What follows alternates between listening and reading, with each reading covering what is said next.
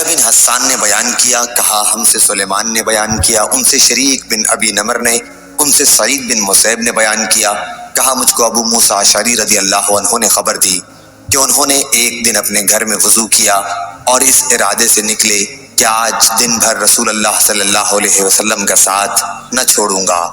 انہوں نے بیان کیا کہ پھر وہ مسجد نبوی میں حاضر ہوئے اور حضرت صلی اللہ علیہ وسلم کے متعلق پوچھا تو وہاں موجود لوگوں نے بتایا کہ حضور تو تشریف لے جا چکے ہیں اور آپ اس طرف تشریف لے گئے ہیں۔ چنانچہ میں آپ کے متعلق پوچھتا ہوا آپ کے پیچھے پیچھے نکلا اور آخر میں نے دیکھا کہ آپ قباء کے قریب بحیرہ ریس میں داخل ہو رہے ہیں۔ میں دروازے پر بیٹھ گیا اور اس کا دروازہ کھجور کی شاخوں سے بنا ہوا تھا۔ جب آپ قضاء حاجت کر چکے اور وضو بھی کر لیا تو میں آپ کے پاس گیا۔ میں نے دیکھا کہ آپ بحیرہ ریس اس باغ کے کنویں کی منڈیر پر بیٹھے ہوئے ہیں، اپنی پنڈلیاں آپ نے کھول رکھی ہیں اور کنویں میں پاؤں لٹکائے ہوئے ہیں۔ میں نے آپ کو سلام کیا اور پھر واپس آ کر باغ کے دروازے پر بیٹھ گیا۔ میں نے سوچا کہ آج رسول اللہ صلی اللہ علیہ وسلم کا دربان رہوں گا۔ پھر حضرت ابو بکر رضی اللہ عنہ آئے اور دروازہ کھولنا چاہا تو میں نے پوچھا کہ کون صاحب ہیں؟ انہوں نے کہا کہ ابو بکر۔ میں نے کہا تھوڑی دیر ٹھہر جائیے۔ پھر میں حضرت صلی اللہ علیہ وسلم کی خدمت میں حاضر ہوا اور عرض کیا کہ ابو بکر دروازے پر موجود ہیں اور اندر آنے کی اجازت آپ سے چاہتے ہیں۔ حضرت صلی اللہ علیہ وسلم نے فرمایا کہ انہیں اجازت دے دو اور جنت کی بشارت دی۔ میں دروازے پر آیا اور حضرت ابو بکر رضی اللہ عنہ سے کہا کہ اندر تشریف لے جائیے، اور رسول کریم صلی اللہ علیہ وسلم نے آپ کو جنت کی بشارت دی ہے۔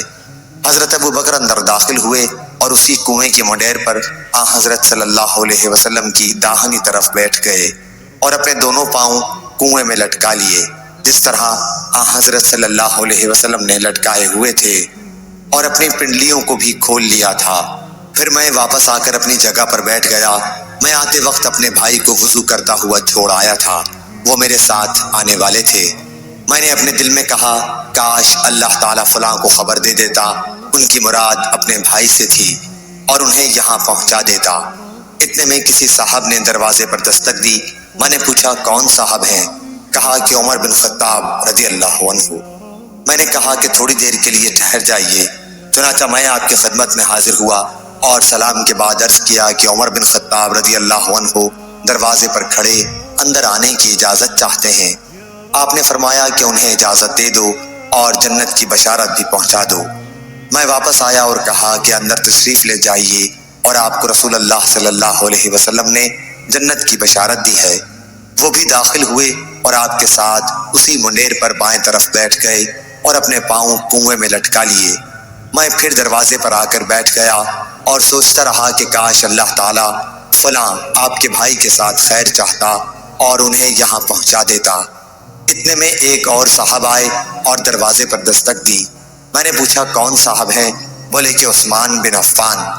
میں نے کہا تھوڑی دیر کے لیے رک جائیے، میں آپ کے پاس آیا اور آپ صلی اللہ علیہ وسلم کو ان کی اطلاع دی۔